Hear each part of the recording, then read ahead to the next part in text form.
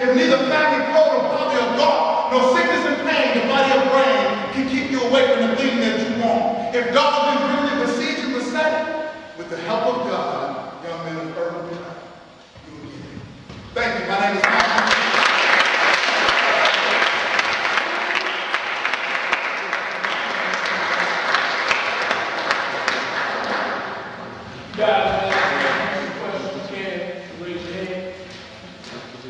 Anybody got any questions?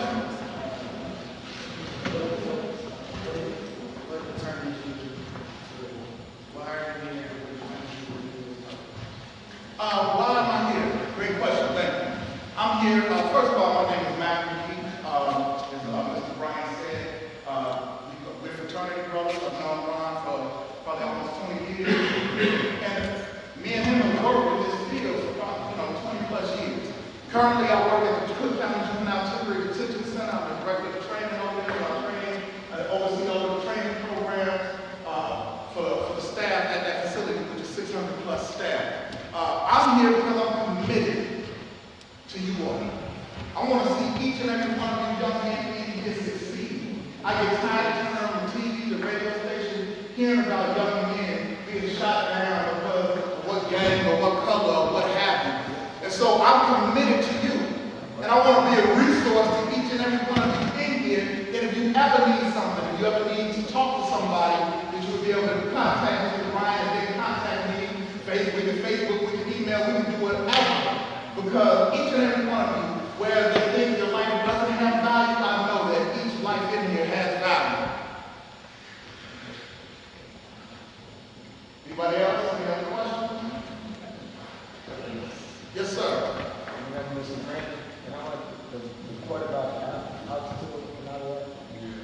Dr. King, it was a quote.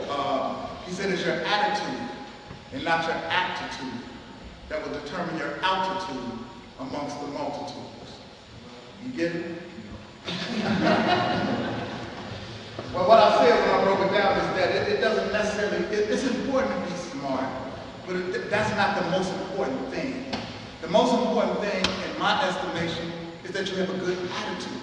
So you can have 2, 3 PhDs, law degrees, master's degrees, all of that. But if you got a poor attitude, they don't want to see you coming. See, we say it like this. You can walk into the room.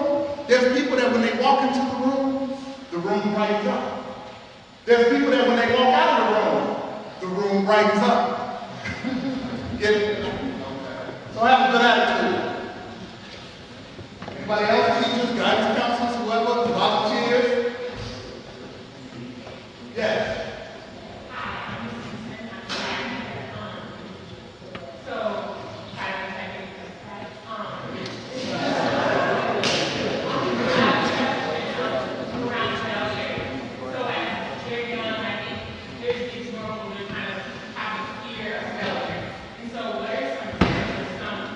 Words of encouragement to overcome that fear of failure and just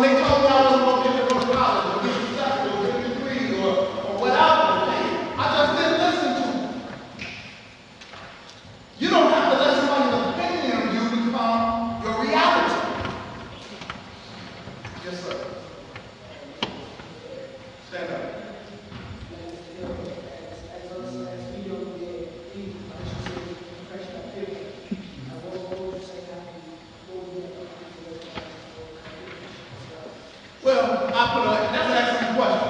Excellent question. About a good question. I go on a good question. First of all, you have to have the ability to identify who your true friends are. All right? Your real friends, your real partners, your real buddies, they're not going to ask you or encourage you to do something that's not in your best interest. If it's not your best interest, if they're asking you to do something that's not in your best interest, they're not your friend. They're not your buddy. They're not your pal. You need to get away from them. A real friend, because there's positive peer pressure. I had a group of friends when we outside, we were on college. Well, we'd encourage each other, hey man, don't you need to study? You've been sort of kicking a little too.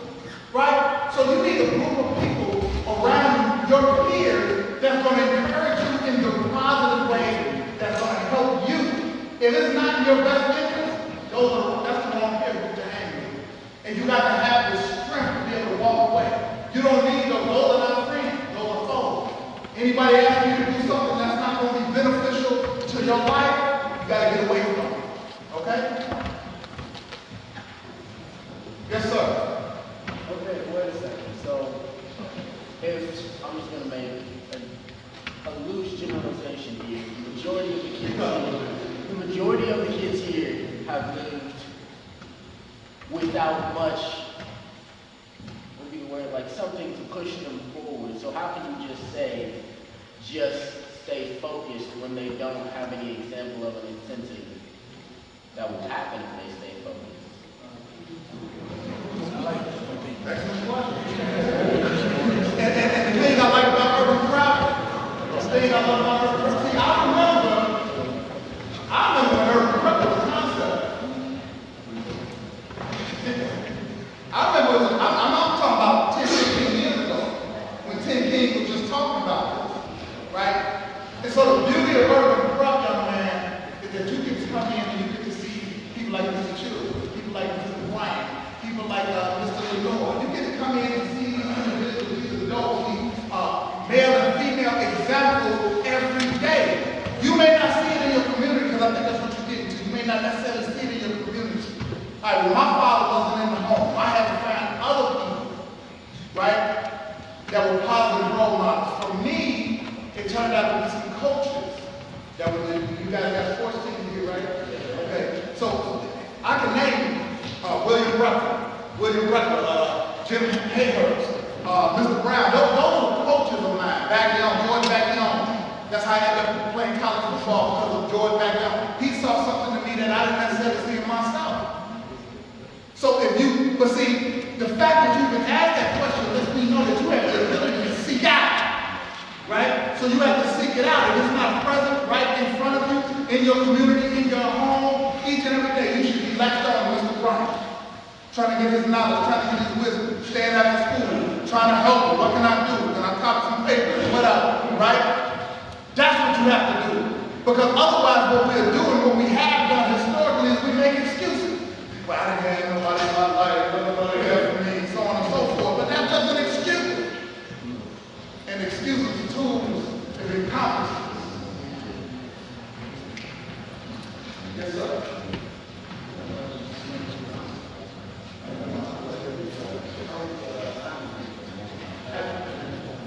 How did I find a mentor? You know what, at the time I didn't even think I actually knew that it was a mentor. It was just somebody that I admired. Right, Mr. Thomas? So I tell people that you can have a mentor at a distance. You can have a mentor, somebody can mentor you and not even know you. Because, like, you like sports? Who's your favorite football player? Who? Basketball? Okay, well, you know, hey. I mean, you can have what I call a mentor at a distance. It can be a sports figure, it can be somebody in the business world, it can be an attorney, it can be a doctor, it can be one of your friends' father. I had a good friend and I grew up with whose father was very active in his life, but whenever he took his son somewhere, he would say, hey, get Mack on though. And I listened up to him for that, right? So you can have a mentor that you know, that you had, like, you may want to listen to, I keep using Brian, but he's talking to him back there. You might go to Mr. Brian and ask him. I mean, first of all, he's already committed to being everybody's mentor in here. But you can ask him, Mr. Brian, will you be my mentor? I would like to learn from you.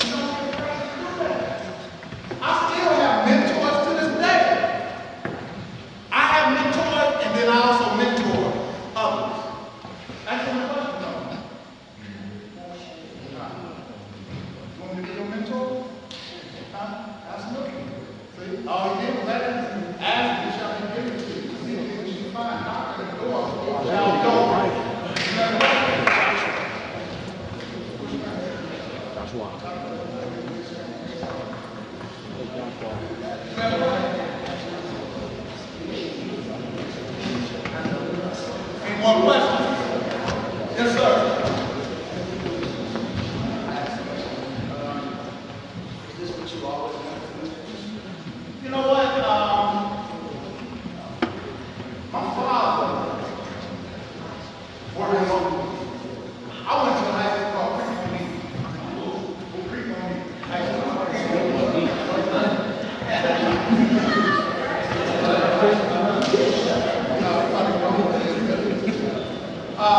But my father worked with law enforcement, so at a young age, I put on pattern behind him. But then, of course, I was in sports. I played offense, sports, high school. I had other aspirations of, want to be lead, like Rick Bryant did, But when that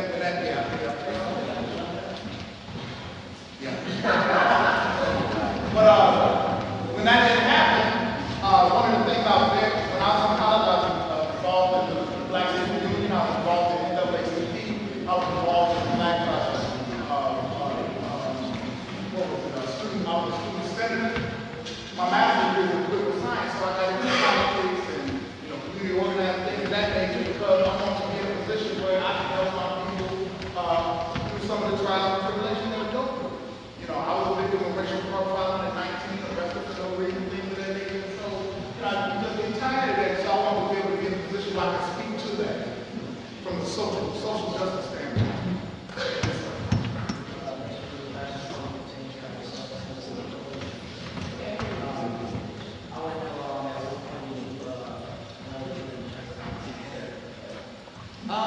Excellent question. You said at what point did I know I had to turn my life around and I was going to fail? The turning point for me was when I became a victim of violence. I was, involved in things. I probably, just going down the wrong road, as they say. And I became a victim of violence at 19. I was stabbed 3 times and, pretty much left, for dead, so to speak. And it was during that healing process where, for one, the mindset at that time was, okay, they got me, I got to get them back, right? So for me, what would I have had to do to them based on what they did to me? I would have killed somebody, right? But I would have come back strong. And so during that process of introspective thinking, as I laid here on mother's couch, if you will, I decided that wasn't the type of person that I was. I wasn't a killer. I wasn't a killer. And so for me at 19, I learned a very valuable gift that I carry with me every day. That's called the gift of forgiveness. I had to forgive and let that go. And because I let it go, I was able to go on with my life. That gentleman was able to go on with his life. And that was like about 20, 21 years ago. Actually, I still single. But he went on with his life. He had a family. I went on with my life. I got a family. Everything don't